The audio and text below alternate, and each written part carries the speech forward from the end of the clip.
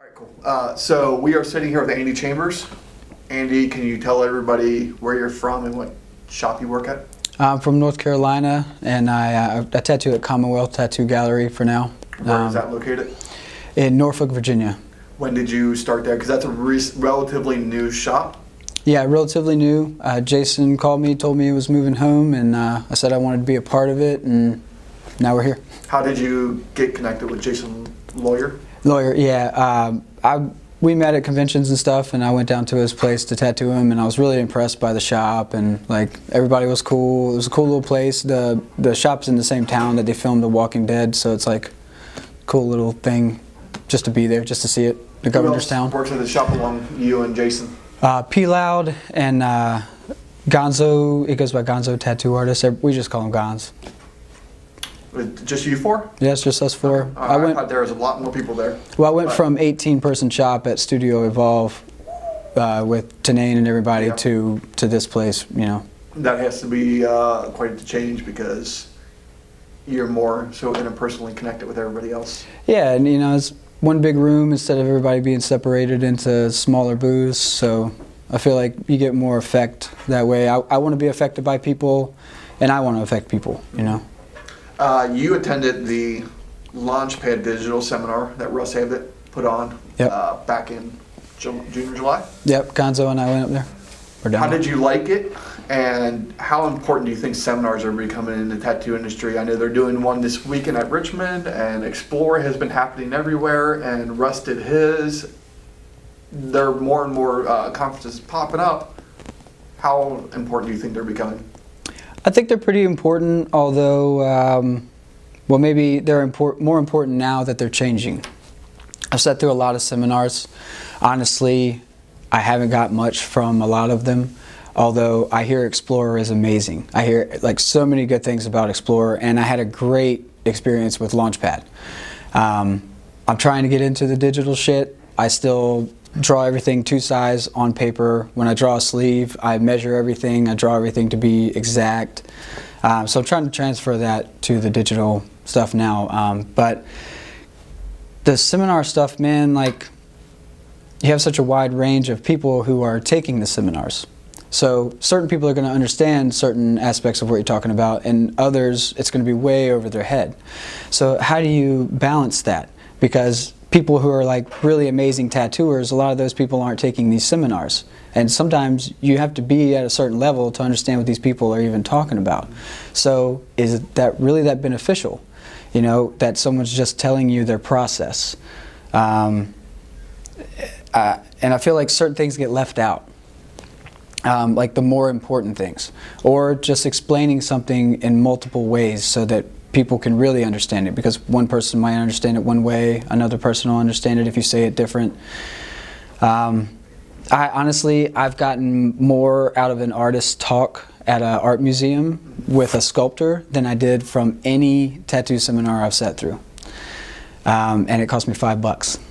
But Launchpad was really cool because it was like explaining the digital stuff to everyone and how to get started in it and what to aim for, and like the tricks that you could use to produce tattooable designs, you know.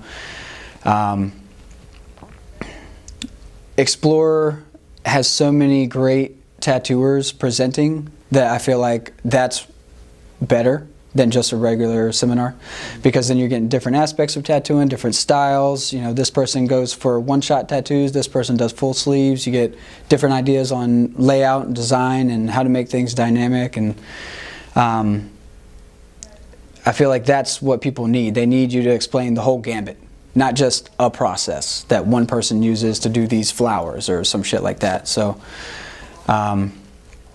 I definitely think they're beneficial, and I hope they do more of the Launchpad stuff. I would love to participate in Explorer and just see what everybody has to say. I've been focusing the last 3 or 4 years on sleeve design, and I hear that a couple of people at Explorer have really great ideas for all that, like different principles, or like using triangles to make sure that things line up the right way and shit like that. And I feel it's super beneficial in that form. But until this point, seminars have been pretty bland. Dan Pemble's discussion at Explore on composition, I believe, was the most in-depth topic.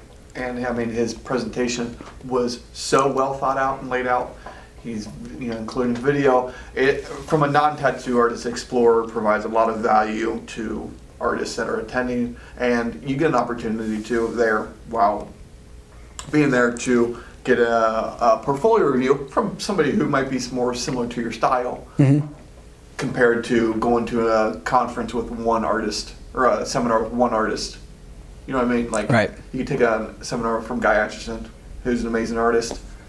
If you don't do bio, you might not do biomech, he can still give you value feedback. At Explorer, though, they have several artists who can give you value feedback. Yeah. I like that. You do a variety of large-scale pieces, sleeves particularly, and so you do some smaller scale pieces. What's your design process difference in doing large versus smaller? I only try to do smaller projects at conventions because we need to have them done. When I started getting tattooed by Jeff, I was heavily influenced by Shige Inori at that time, and since then I just wanted to fit the entire body part. Even if we don't cover all the space, I want to fit the whole body part. So the smaller stuff, I only do it because that's all the time I have with that person. Other than that, I prefer to make it as big as possible.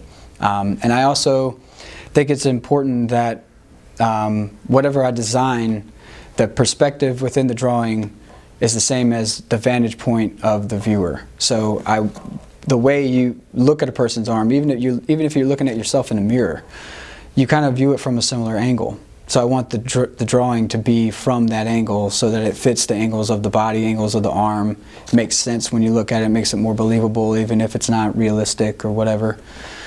And I feel like it has to be big enough to do that. So smaller stuff, it's, if the subject matter's right and the person's right, then yeah, but if not, I just want to cover as much space as possible. What's Jeff doing on you?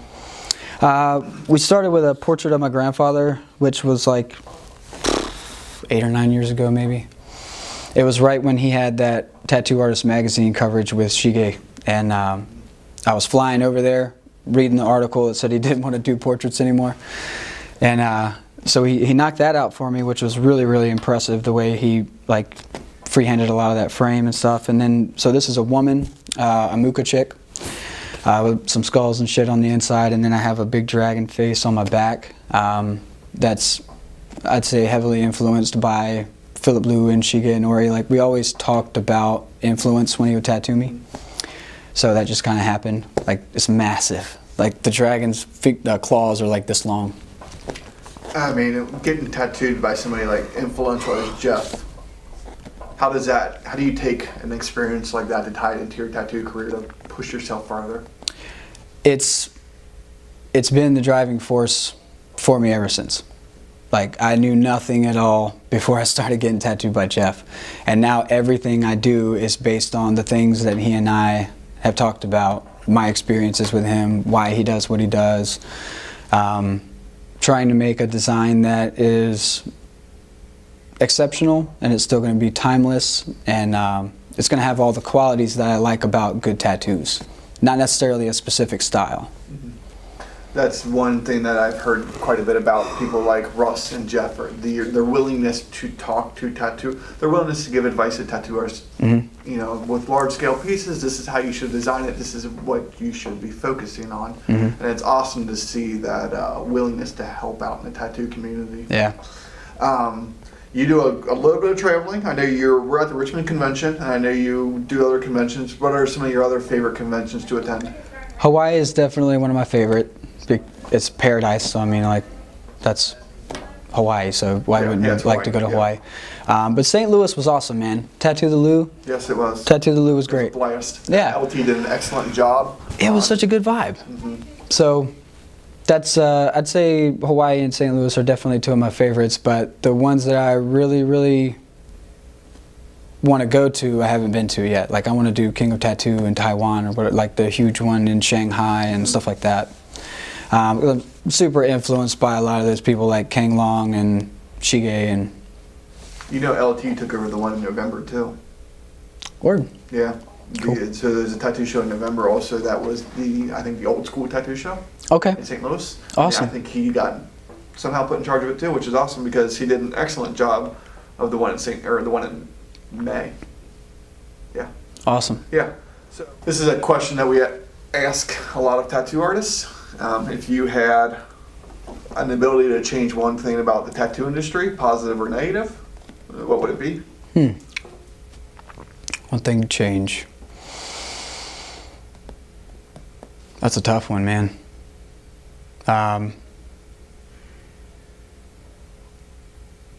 It's hard to change something that deals so much with personality. You know, like you have the tattooer and then you have the person that wants this crazy shit that we can't even wrap our head around, and people's agendas. So it's kind of a tricky thing to say that I would change much about it. I mean, change is always good, and the influence that TV has had on tattooing has been great for everyone's business. Although it's not my favorite, I don't think I would change that, and I don't think I would change, okay, there we go. I would change younger tattooers' attitudes on the outlook of tattooing, you know. So many people are really good now, even fresh out the gate. Tattooers have been tattooing 2 years and they're killing it. And I feel like a lot of people have this really, really high opinion of themselves when they haven't really done anything or been a part of the tattoo community. Or there's so many avenues to learn things nowadays. People are just taking advantage of being they're just being a part of the tattoo community because they think it's cool or something. They're not really paying attention to what's going on. They're not really trying to make progress. There's so many amazing tattooers out there, and then there's so many just shitty tattooers that don't fucking care, and they don't have the respect for it, or they don't have the same outlook on it as everyone else. And everybody knows the difference between those people. Like, you have those who care and those who are being assholes about it. And I heard somebody earlier this week saying it's the difference between a tattooer and a tattoo artist. Okay. I mean, I think that's a good way Fair to enough. put it. Somebody who's willing to do the craft, and somebody who's in love with the craft versus somebody who's doing it as a job. Yeah. Or, you know, push yourself more, do more with what you're doing. If it's not good enough for you, or if you're not nailing it, you know. You did a workshop back in last year sometime about sleeve design and template. Can you talk about the workshop and what it entailed, and are you looking to possibly participate in future seminars to share that knowledge? I think I'm looking to participate in some seminar stuff, but I'm honestly not that sure, so that's why I started doing them privately. I just kind of put it out there to a few places. Hey, because I got contacted to come to a couple of shops and just talk. So I was like, well, I'll make some kind of little presentation out of it. And it went well the first time. I ended up talking for like 4 hours. And I enjoyed it because it was cool to share your experience with other tattooers. But I'm not really sure that I want to do that because I feel like, you know, Dan talks about sleeve design, Teresa talks about sleeve design, and they're both incredible. Like, if you're already getting that from Explorer, then why the hell do you need me to talk about it? But I do them privately at tattoo shops just for that crew or a couple of tattoo shops around. We meet at one shop and I do it that way. I met a young tattooer who had a sleeve from Derek Noble. Yep. And I've always been a fan of his stuff. I thought it was really impressive when he told me how Dan laid the sleeve out. He said it was like one stencil, started at the back of the arm, wrapped all the way around, and it was like perfect. And it kind of clicked with me. I was thinking about how Escher used to design the puzzle piece stuff so it would fit together. Basically, you make one side the same as the other so it fits together. And I used that as a way to make one sheet of paper fit the arm cohesively, even you may have to cut it in half or something and maneuver some shit, but I want to be as specific as possible. I want to make sure that that the start point and the end point is non-existent, and that it's just really well rounded and everything fits the right focal points at the right angle. You know, certain areas of your arm are a really good focal point, some areas aren't. Like, I saw this painting this morning being described by Scott Fisher about like a cobbler looking at a shoe, and how the painter was telling your eye what to look at by putting the focal area in a certain spot and lighting it the right way and all this stuff. And so I try to plan all that. I try to make the vantage point the same as the perspective, like I talked about earlier. I talk about color theory and stuff, which most of that influence comes from Jeff. And I want to not necessarily make the tattoo as elaborate as possible, but I want to make it as interesting as possible and give you something really nice to look at everywhere you look. I see that in all of my favorite tattooers' sleeves. So I tried to develop like a little process for myself to achieve the same thing, and then I just thought I'd share it. That's an excellent piece of advice, and it's cool that you go to shops to try to share it, because sometimes, you know, tattooers are so busy that, Yeah. and I mean, sometimes during conventions, by the time you show up to the convention, you didn't realize that there was a seminar going on, and you were already booked up for the weekend. You don't have the time or the availability to attend the seminar that you would like to attend. Yeah. You have, I've been told that you have narcolepsy. Is that correct? Yeah. How does that affect your personal life and your tattoo career, and maybe tattooing in general? It affects it some, you know, but honestly, it could be worse. You know, I fall asleep, big fucking deal. You know, I gotta be cautious when driving. But other than that, I don't know. As far as tattooing goes, I feel like it might help. I fall asleep, I get a little bit of sleep, I wake up, I just keep drawing. Sometimes I don't even know I went to sleep. I just wake up again at 3 o'clock in the morning and I keep drawing.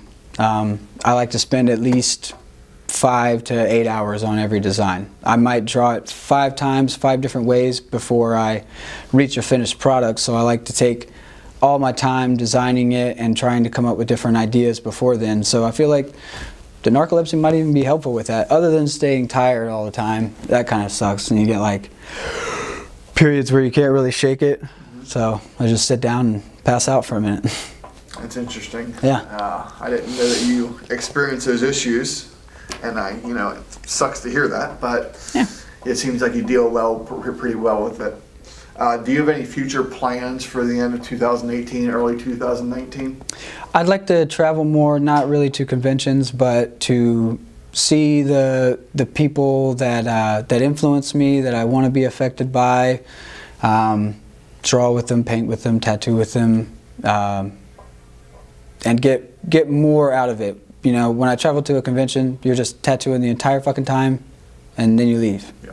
So I'm not really affected by these people, and I want to be, you know. So many dope tattooers out there. So many people that could give you such a cool perspective on something that you never thought about, and could greatly affect everything you do from that point on. Like, there's been several things that affected me that were simply a few sentences from one person, and that goes into everything I draw after that. Like, I heard a podcast from Peter Moorbacher, who's a digital artist. He's fucking incredible. But he was just talking about character design, like how exercises to develop characters and shit. And now, every day, I think about that. Interesting. And I want to make that a part of my tattooing. Like, he's talking about taking an inanimate object and personifying it. Like, say, tea. If you wanted to personify Earl Grey tea, would you think about an old knight sitting at a table telling you about the time he slew the dragon type of stuff? And this is like his words, not mine, so I don't want to take credit for it. But then he talks about, like, you know, if I said green tea, would you automatically think Asian or samurai? But then you take it further, you say Earl Grey tea black. what makes it black? Well, it's these ingredients. These ingredients come from this part of the world. They have these textures, they have these colors, and then you use all that as influence in the design to create this character, to give meaning to something that doesn't have meaning already. And as an artist, I feel like it helps to give meaning to something because it gives you more purpose to draw it that way. You know, it has a theme, it has a reason to be that way other than just drawing some cool shit that you thought would look cool. Yeah, I'm rambling now. No, I totally get what you're saying. Have you ever talked to Jesse Smith about his character design process? Because we did an interview earlier this week, and Jesse always has this long explanation, this long, almost like a fairy tale that goes along with his characters. Right. And when he explained it to me, it was way more crazier than I anticipated, because he told me about this fake island that they have, and Frank Sinatra's over in this area, and you know, another artist is over in this area, and how their characters all kind of intermingle, and it was way more intricate than I ever expected. It's pretty amazing shit, man. Jesse is a hell of a dude. He his ideas on tattooing, like, I haven't got to talk to him a whole lot, but what little bit I have, it's it was fascinating. Yeah. As well, it was well more thought out than I anticipated. Anyways, we're gonna wrap this up. Okay. If people are interested in getting tattooed by you, how do they reach out to you? What's your Instagram name? And that's it. So my Instagram name is just ANDE Chambers. Andy Chambers is just one word. You could email me, you could direct message me, or anything like that. My books have been closed for quite some time because I've been trying to catch up on larger projects, but I'm hoping to open the books to everyone really soon. How long do you typically book out for? Well, for the last few years, it's been like 6 to 8 months, which is too far. I really don't want to do that anymore, even though I want to keep these bigger projects going. So I would like to produce some pieces of art and to just offer them up and periodically keep doing that, you know, and fill my schedule mostly with that. But, you know, there's other tattooers and people in your life that you're going to tattoo no matter what. It's hard to take on a lot of new appointments, but No, I would love to talk to anybody. Like, I try to talk to everybody that contacts me, even if I don't think I could tattoo them. No, we appreciate you taking the time to sit down with us. Thank you. We're huge fans of your work. We love seeing new stuff from you, and we always are looking at what you're doing. And appreciate you taking the time to sit down with us today. And I hope you enjoy the rest of your day. Yes. Thank you.